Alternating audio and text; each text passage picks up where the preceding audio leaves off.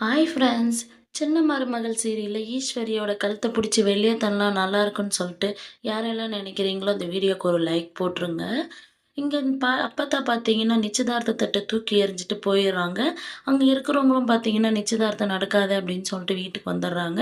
வீட்டுக்கு வந்த ராஜாங்கத்த சாவித்திரி பார்த்தீங்கன்னா, "அண்ணா நீ பண்றது ரொம்ப தப்புண்ணா. அம்மா கோச்சிக்கின்னு போறாங்கன்னா, அம்மாவ கூப்பிடாம நீ நேரா வீட்டுக்கு வர. வா நான் அம்மாவ போய் கூப்பிட்டு வரலாம்" அப்படின்னு சொல்லி கூப்பிடுறாங்க.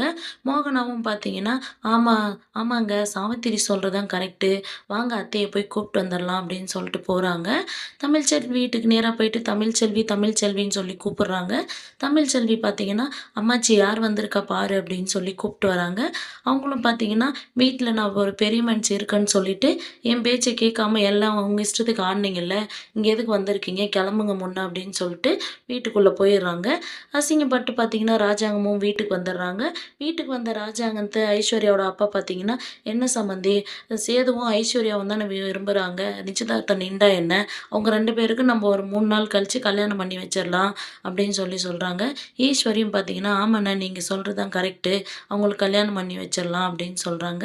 இங்க தமிழ்ச்செல்விக்கு பார்த்தீங்கன்னா, பிரசவ வலி வந்துருது. ஹாஸ்பிட்டல்ல அட்மிட் பண்றதுக்காக கூட்டு போறாங்க. தனத்துக்கிட்ட பார்த்தீங்கன்னா, "சேதுவுக்கு கால் பண்ணு" அப்படின்ட்டு அப்பத்தா சொல்றாங்க. தமிழ்ச்செல்வி, "வேணாம் இது என்னோட குழந்தை. அவர் வந்து ஒண்ணும் பார்க்க வேண்டாம்" அப்படின்ற மாரி சொல்றாங்க. ஹாஸ்பிட்டல்ல அட்மிட் பண்ணிர்றாங்க. அப்பத்தா பார்த்தீங்கன்னா, தனத்துக்கிட்ட, "நீ சேதுவுக்கு கால் பண்ணி குடு நான் பேசுறேன்" அப்படின்னு சொல்றாங்க. சேதுவுக்கும் ஃபோன் பண்றாங்க. கட் பண்ணி விடுறாங்க. ஒரு கட்டத்தில ஃபோன அட்டெண்ட் பண்ணிடுறாங்க. அப்ப பாட்டி சொல்றாங்க, தமிழ்ச்செல்விக்கு இந்த மாரி குழந்தை பொறக்க போகுது அப்படின்ட்டு. "எனக்கு அந்த குழந்தை வேண்டாம்" அப்படின்ற மாரி ஃபோன வச்சுர்றாங்க.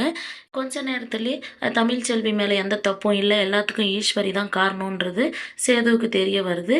சேதுவு தமிழ்ச்செல்விய பார்க்க போவாங்களா என்னன்றத நம்ம வெயிட் பண்ணி பார்க்கலாம். வெயிட் பண்ணுங்க.